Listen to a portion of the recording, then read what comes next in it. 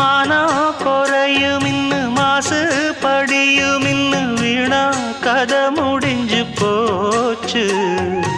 ஈசான மூலையில லேசான பள்ளி சத்தம் மாமன் பேர சொல்லி பேசுது. ஆறாத சோகந்தன்ன தீராம சேர்த்து வச்சு ஊரும் சேர்ந்து என்ன ஏசுது.